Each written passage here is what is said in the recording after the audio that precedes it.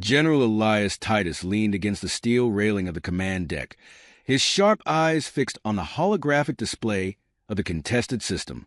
His face was weathered, a roadmap of scars earned in wars humanity had long since forgotten, yet his gaze burned with the fire of unyielding resolve.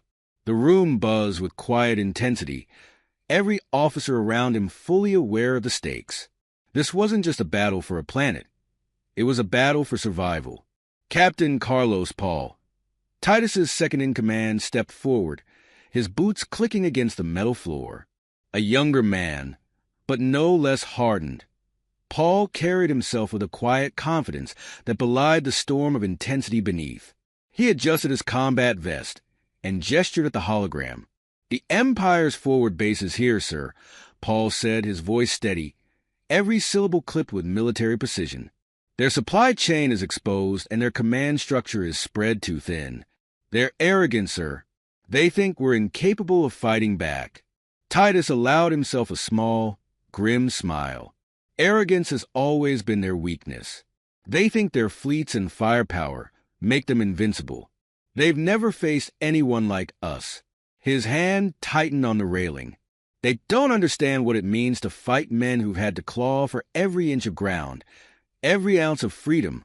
Across the galaxy, the Empire had sent its emissaries, its fleets, its soldiers. On countless worlds, its word was law. To them, humanity was simply another species to subjugate. But the first contact hadn't gone as the Empire expected. When they descended upon Kepler 452b, a lush, Earth-like world humanity had begun colonizing, they were met not with capitulation, but with a ferocity they hadn't anticipated. That ferocity had a name: the 75th Ranger Regiment. The Rangers were a myth to most of humanity. The stories of their exploits, classified missions deep behind enemy lines, impossible victories against overwhelming odds, were whispered among the ranks of lesser soldiers and immortalized in folklore. For those who wore the Ranger tab, failure wasn't an option. It wasn't even a consideration. The first strike had been surgical and devastating. In the dead of night, a squad of Rangers infiltrated the Empire's forward operating base on Kepler 452b. Their target, the Empire's planetary defense grid. Paul himself had led the operation, his team moving through the dense jungle like wraiths, their movements precise and unrelenting. By the time the Empire realized they were under attack, it was too late. Explosions lit the sky, and the base was reduced to smoldering ruins. The Empire's response was swift and brutal. Reinforcements poured into the sector, entire battalions dedicated to crushing this upstart species. But humanity didn't fight on their terms. They didn't line up for battle or engage in grand, sweeping campaigns. They fought like wolves, unseen, relentless, and lethal. Now, as the situation escalated, the Empire had done something it had never done in its history of conquest. It asked for negotiations. Negotiations, Paul muttered as he turned to Titus, disbelief etched across his face. They burn our colonies, enslave entire species, and now they want to talk.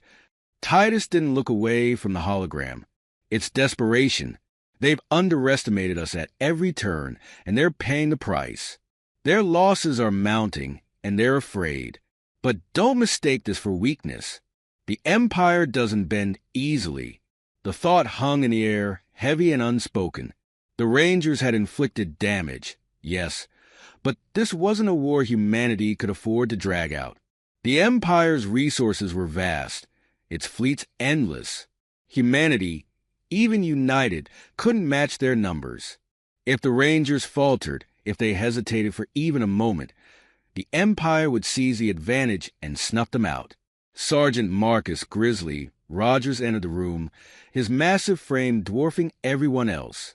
A veteran of countless campaigns, Rogers was the kind of soldier you wanted at your side in a fight. Unshakable, resourceful, and utterly lethal. He carried a data pad in one hand, a cigar clamped between his teeth. "Intel just came in, sir," Rogers said, his voice a low rumble. "Empire's deploying more forces to the sector, but they're holding back their main fleet. Looks like they're waiting to see how these negotiations play out. Titus raised an eyebrow. So they're buying time. Looks that way, Roger said. But I don't think they realize how little time they've got. The room fell silent as Titus straightened, his expression unreadable. For a moment, he seemed to weigh the situation, calculating every possible outcome. Then he turned to Paul, his voice low and firm. "What's your assessment, Captain?" Paul didn't hesitate. "They'll use the talks to stall us, regroup, and strike when we're vulnerable. We can't give them that chance, sir. We need to act before they do." Titus nodded. It was what he'd expected, what he'd known all along. The Empire's request for negotiations wasn't a gesture of goodwill. It was a ploy, a desperate attempt to regain the upper hand. And the Rangers weren't about to play into their hands. "They think they can outmaneuver us," Titus said, his voice cold and deliberate. "But they've forgotten one thing. We're not like the species they've conquered before. We don't kneel. We don't beg. We fight." The words hung in the air like a battle cry, a declaration of intent. Around the room, the officers straightened, their resolve hardening. They knew what was coming. They'd known at the moment the Empire's ships entered their system. There would be no peace, no truce. This was a fight to the finish, and the Rangers had already decided the outcome. Paul allowed himself a rare smile. "They begged for negotiations," he said. "Let's give them our answer." Titus turned back to the hologram, his hand hovering over the glowing map of the contested system. In his mind, the plan was already forming, every detail falling into place. The Empire had made its move. Now it was humanity's turn. With a sharp motion, he slammed his hand onto the map, the display shifting to highlight the Empire's forward base. "We strike tonight," he said, "and we don't stop until they know what it means to cross us." The room erupted into motion, officers relaying orders, preparing for the operation that would define the future of the conflict. As the Rangers readied themselves for battle, Titus stood silent, his gaze fixed on the stars beyond the window. The Empire thought it could bargain. It thought it could intimidate. But it was about to learn what humanity was truly capable of. A sleek silver ship, adorned with the sigils of the Galactic Empire, cut through the darkness of space, its hull shimmering against the light of Earth's sun. For the first time in recorded history, the Empire's proud insignia bore a white flag beneath it, a symbol of reluctant humility. The ship's arrival had been announced hours earlier, a formal request for diplomacy broadcast across human channels. The emissary aboard represented the Empire's desperate attempt to forestall a conflict spiraling beyond their control. But in the hearts of the Rangers watching from the shadows, it was seen as something else entirely: weakness. Inside the UN's orbital command station, the air was tense, brimming with unspoken hostility. The conference chamber had been arranged with immaculate care, its polished tables separating the delegation of Earth's representatives from the galactic emissary who stood at its center. Ambassador Vornak was a towering figure, his crimson skin and elongated features unmistakably alien. Draped in flowing robes that shimmered with faint luminescence, he exuded a sense of authority, but there was an unease in his expression, a subtle crack in the otherwise unyielding facade of imperial pride. Vornak had been tasked with securing peace, not through intimidation, as was the Empire's tradition, but through compromise, a word that left a bitter taste in his mouth. "Humans," Vornak began, his voice deep and resonant, echoing across the chamber. "I stand before you as a representative of the Galactic Empire, bearer of the Emperor's will. We seek to resolve this conflict before it escalates further. The Emperor himself extends an offer of truce." The room remained silent. Seated at the head of the table was Secretary General Alan Ward, a stern, calculating man who had navigated Earth's fragile alliances through the chaos of first contact. His piercing blue eyes studied Vornak with the scrutiny of a predator assessing prey. Next to him, General Titus and Captain Paul stood silently, their presence a reminder that diplomacy was only one path among many. Titus's arms were crossed, his expression unreadable. while Paul's sharp gaze bore into Vornak like a blade. Vornak continued, unfazed by the silence. The Empire acknowledges your unexpected resilience. Your forces have proven formidable, and the Emperor recognizes the need to avoid further bloodshed. In exchange for your cooperation, we are prepared to withdraw from the contested territories and offer reparations to your people. Paul's lips twitched, but he said nothing. It was a lie, of course. The Empire had no intention of withdrawing. They were buying time, regrouping, repositioning. The Rangers knew this because they'd seen it before. This wasn't a gesture of goodwill. It was a tactical delay. The only question was whether humanity's leaders would see it for what it was. Secretary General Ward leaned forward, clasping his hands together. Ambassador Vornak, he said, his tone neutral but edged with steel, you speak of reparations and truce, but let us not forget the context of your arrival. Your fleets invaded our colonies. Your soldiers burned our outposts. Now you ask us to trust that your word is worth more than the ashes you've left behind. Why should we believe anything you say? Vornak's crimson eyes flickered. The Emperor understands your skepticism, Secretary General. But consider the alternative. War between our peoples will result in devastation on a scale you cannot imagine. The Empire does not desire your destruction. We desire order, stability, mutual benefit. Paul glanced at Titus, who remained motionless, his face unreadable. The silence between them spoke volumes. The Rangers had fought too many battles, seen too many atrocities, to be swayed by words like order and stability. They knew what those words meant when spoken by an oppressor. Your desire for order, Ward said, his voice icy, has cost us lives and worlds. Forgive me if I struggle to see the benefit in that. Vornak opened his mouth to respond, but before he could, Titus stepped forward, his voice cutting through the chamber like a blade. You speak of mutual benefit, Ambassador, but let's not pretend this is anything more than desperation. Your forces are losing. Your supply lines are fractured. And now, you're here because you're afraid of what happens if we push harder. The room fell silent again, the weight of Titus's words hanging in the air. Vornak's composure faltered for the briefest moment before he regained control. General Titus, he said, his tone measured, this is not fear. This is pragmatism. We wish to avoid unnecessary loss. Titus's expression hardened. The time to avoid loss was before you set foot on our colonies, before you fired the first shot. Now you're here, hoping we'll forget the blood you've spilled. But let me be clear, Ambassador. Humanity doesn't forget, and we don't forgive. Paul felt a surge of pride at Titus's words, but he knew the politics of the situation were far from settled. The diplomats in the room, the politicians, were still weighing their options, debating whether peace, even a false one, was worth the risk. It was a debate Paul wanted no part of. To him, the path was clear. The Empire had shown its hand, and the Rangers had already decided how to respond. Later, in the Ranger Command Center aboard the station, Paul paced restlessly as Rogers entered, carrying a data pad.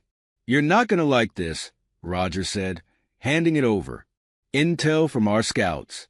The Empire's moving reinforcements into position. Looks like they're stalling for time. Paul scanned the report, his jaw tightening. So, the negotiations are just a front. Exactly what we expected. Rogers shrugged, his massive shoulders rolling like boulders. Yeah, but the brass upstairs is still considering their offer. They think this might actually lead to peace. Paul slammed the data pad onto the table, his frustration boiling over. Peace? The only thing they understand is force. This is a game to them, and they think we're too naive to see the board. Titus entered the room, his presence commanding immediate attention. Enough, he said, his voice calm but firm. We knew this would happen. The Empire isn't here to make peace. They're here to regroup. And while the politicians argue, we'll make sure they don't get the chance. Paul turned to his commanding officer, his eyes sharp with determination. What's the plan, sirs? Titus looked at him, the ghost of a smile crossing his face. "We send a message they can't ignore. Something loud, something decisive." Rogers chuckled darkly. "Now you're speaking my language." The Rangers began preparations immediately, their focus unwavering. They didn't need debates or deliberation. They had their orders, and they knew what needed to be done. While the Empire pleaded for mercy, the Rangers would deliver humanity's response, not in words but in action. Paul stood at the viewport, watching as the Empire's emissary ship departed, its white flag still fluttering mockingly on his mind. He thought of the colonies burned, the lives lost, the countless species crushed beneath the Empire's heel. He thought of Vornak's empty promises, and the politicians debating strategy in their conference chambers. "They think we'll hesitate," Paul muttered to himself. "They think we'll give them time." Behind him, Titus's voice cut through the room. "They're wrong." The jungle was alive with movement, shadows flitting between dense foliage as the 75th Ranger Regiment prepared for the culmination of weeks of relentless planning. The target, the Empire Central Command hub on Kepler 452b, the heart of their operations in the sector. Dubbed Operation Iron Resolve, the mission wasn't just an assault, it was a statement. The Rangers intended to tear the Empire's grip from the planet and show them, in no uncertain terms, that humanity was no prey.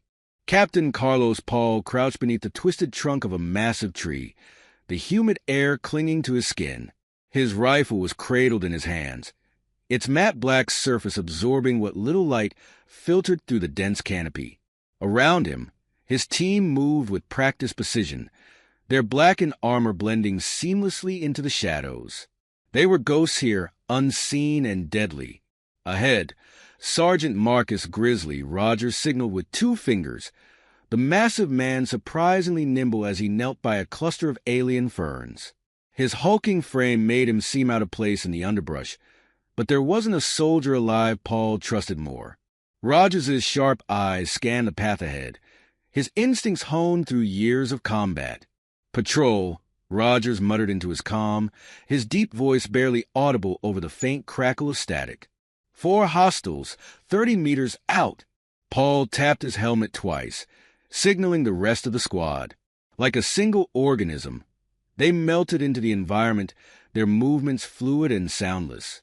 Paul's heart pounded in his chest, but his breathing remained steady, each inhale and exhale measured and deliberate. The Rangers thrived on moments like this, when the line between life and death blurred, and every action carried weight. The Empire's soldiers were visible now, their angular armor reflecting faint glimmers of moonlight as they moved in formation. Paul noted their patterns, the lazy confidence in their steps. They believed they owned this jungle, this planet. That belief would cost them. A faint whistle cut through the air, the signal.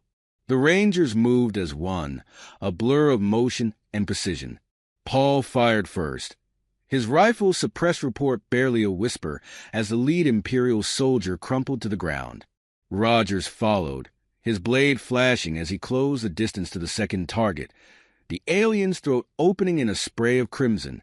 The remaining 2 barely had time to react before they too were dispatched, their bodies collapsing silently into the underbrush. Paul knelt beside one of the fallen soldiers, examining the alien's gear. "Standard patrol loadout," he murmured into the comm. "They're not expecting a full assault." "Arrogance," Rogers replied, wiping his blade clean on a patch of moss. "It'll be their undoing." The team regrouped and pressed forward, their movements synchronized and purposeful. Every step brought them closer to the command hub, a sprawling complex hidden deep within the jungle. Satellite imagery had shown the base to be heavily fortified, its perimeter lined with automated turrets and energy shields. But the Rangers had studied every detail, identified every weakness. They didn't come here to fail. As they approached the edge of a clearing, Paul raised a fist, signaling a halt. The base was visible now, its angular structures illuminated by harsh floodlights. Empire soldiers patrolled the perimeter, their numbers far greater than the patrol they had just encountered. Paul's mind worked quickly, analyzing the scene and calculating the best approach. Command hubs got heavy defenses. Paul whispered into the comm Rogers, "Take Bravo team and set charges on the southeast shield generator. We'll create a diversion on the west side to draw their attention." Rogers grinned, a feral gleam in his eyes. "Understood, Captain. Let's light this place up." As Rogers led half the team into the shadows, Paul turned to the remaining Rangers. "We hit them hard and fast. Stick to the plan, and don't give them a chance to regroup. We've got one shot at this." The team nodded, their expressions grim but resolute. They knew the risks, but they also knew what was at stake. This wasn't just about Kepler 452b. It was about sending a message to the Empire, a message written in fire and blood. Paul signaled, and the team moved into position. Moments later, a deafening explosion rocked the southeast side of the base, flames erupting as the shield generator was obliterated. Alarms blared, and chaos erupted as Empire soldiers scrambled to respond. "Move!" Paul barked, leading his team out of the underbrush and into the fray. They struck with the precision of a scalpel, their suppressed rifles picking off targets with unerring accuracy. Empire soldiers fell before they even realized they were under attack, their cries drowned out by the cacophony of alarms and gunfire. Rogers's voice crackled over the comm generators down. "Shields are offline." "Good work," Paul replied. "Keep the pressure on. We're breaching the command center." The team advanced, their progress relentless. Paul felt a surge of adrenaline as they reached the outer walls of the command hub. The structure loomed above them, its metallic surface gleaming ominously. Paul placed a breaching charge on the nearest door, the explosive adhering with a faint hiss. "Fire in the hole," he muttered, stepping back as the charge detonated, the blast echoing through the complex. The door crumpled inward, and the Rangers stormed inside, their rifles sweeping the room. Inside, the base was a labyrinth of corridors and chambers, the air thick with the hum of alien machinery. The Rangers moved quickly, their boots pounding against the metallic floors as they cleared each room with ruthless efficiency. Paul's focus was razor-sharp, every sense attuned to the mission. They reached the central command chamber, its walls lined with glowing consoles and holographic displays. The room was empty, save for a single figure, a high-ranking Imperial officer clad in ornate armor, his crimson eyes glaring with a mix of defiance and fear. "You've made a grave mistake," the officer snarled, his voice trembling despite his bravado. "The Empire will not forgive this." Paul leveled his rifle at the alien, his expression cold. "The Empire doesn't forgive? Neither do we." Before the officer could respond, Paul fired, the shot piercing the alien's chest and sending him sprawling to the floor. The room fell silent, the only sound the faint hum of the holographic displays. Command center secured. Paul reported into the comm all teams, regroup at the extraction point. The Rangers moved quickly, planting charges throughout the base as they made their way back to the jungle. By the time they reached the extraction point, the base was a smoldering ruin, its once imposing structures reduced to rubble. As the dropship lifted off, Paul glanced out the window, his expression unreadable. The mission had been a success, but he knew this was only the beginning. The Empire would respond, and the war would escalate. But for now, humanity had sent its message. They would not kneel. They would not break. And the Empire would learn to fear the Rangers. The city of New Phoenix gleamed in the evening light, its towers of steel and glass standing tall against the backdrop of an orange sky. It was a symbol of Earth's resilience, a beacon of humanity's capacity to rebuild and endure. But beneath the surface of its bustling streets and vibrant plazas, a quiet tension simmered. The Galactic Empire had been struck where it hurt, and now the question loomed: how long until they struck back? In the dimly lit operations room of the Ranger headquarters, Captain Paul stood before a massive holographic map of the sector. His hands rested on the edges of the console, his posture tense as he reviewed the aftermath of Operation Iron Resolve. The base on Kepler 452b had been reduced to ash, and the Rangers had made it out with minimal losses.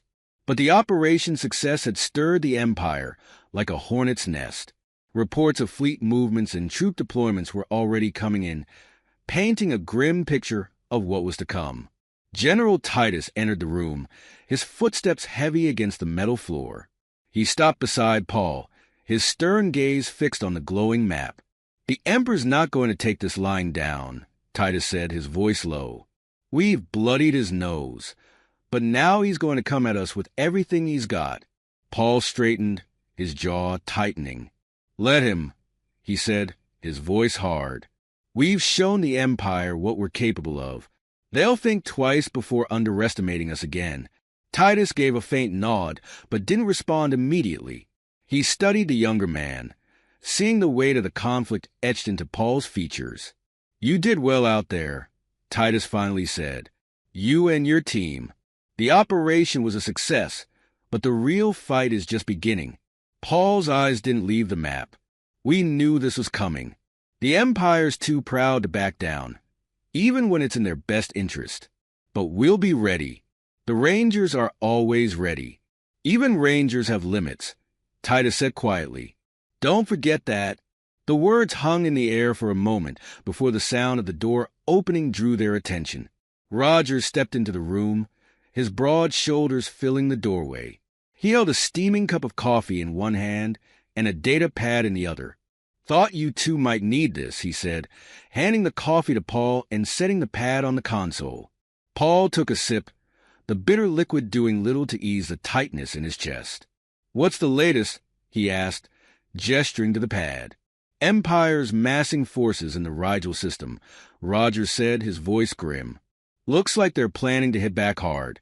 Intel suggests they're targeting one of our forward colonies, probably Haven 4. Titus swore under his breath.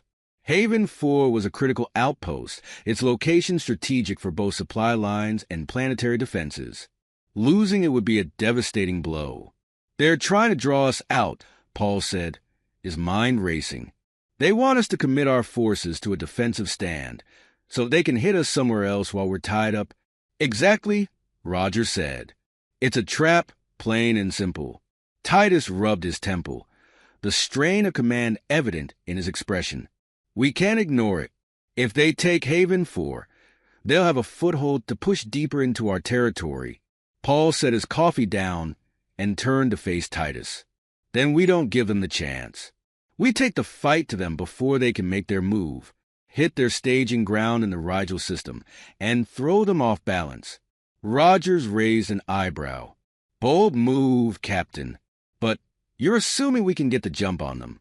The Empire's not exactly known for leaving their flanks exposed, which is why we'll need to be surgical," Paul said. "Another operation, just like Kepler 452b. Fast, decisive, and unexpected." Titus considered the proposal, his gaze piercing as he weighed the risks and rewards. "You're asking for a lot, Paul. Another op like this could stretch our resources thin. And if we fail—" "We won't fail," Paul interrupted, his voice firm. "We can't afford to." The room fell silent, the weight of the decision pressing down on them. Finally, Titus nodded, a spark of determination in his eyes.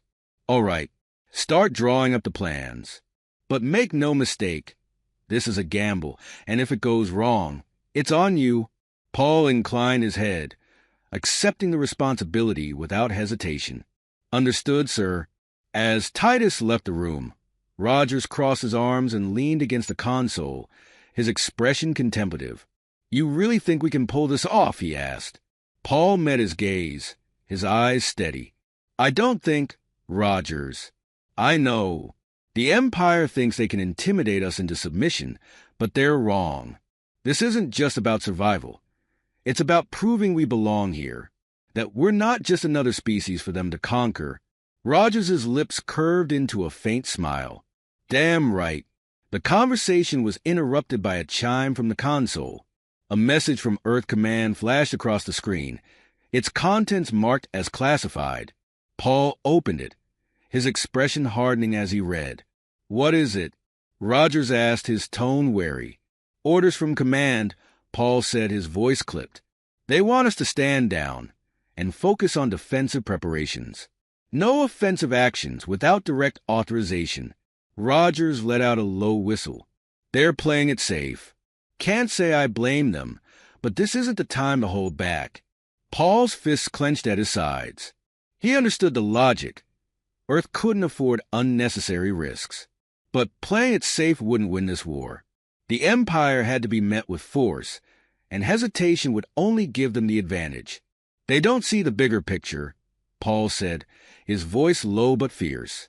This isn't just about defending what we have. It's about taking the fight to them and showing the galaxy that humanity won't be pushed around. Rogers studied him for a moment before nodding. So, what's the plan, Captain? Paul's eyes gleamed with resolve. We follow orders for now, but if the opportunity presents itself, we'll act. We're Rangers, Rogers. We adapt, we improvise, and we don't wait for permission to do what needs to be done. Rogers chuckled, the sound deep and resonant. Now that's the Paul I no. As the two men returned to their preparations, the holographic map shifted, displaying new intelligence reports and potential strategies. The Empire's shadow loomed large, but the Rangers weren't afraid. They were a force forged in fire, and they would meet the coming storm head-on. Outside the headquarters, the city of New Phoenix continued to thrive, its people oblivious to the war being waged in the shadows. But Paul knew that peace was fragile, a fleeting moment between battles. And as he gazed at the glowing map, he made a silent vow. No matter the cost, humanity would endure, and the Empire would learn, one battle at a time, that Earth was no longer a backwater planet on the edge of the galaxy. It was a force to be reckoned with, and the Rangers would ensure the galaxy never forgot it.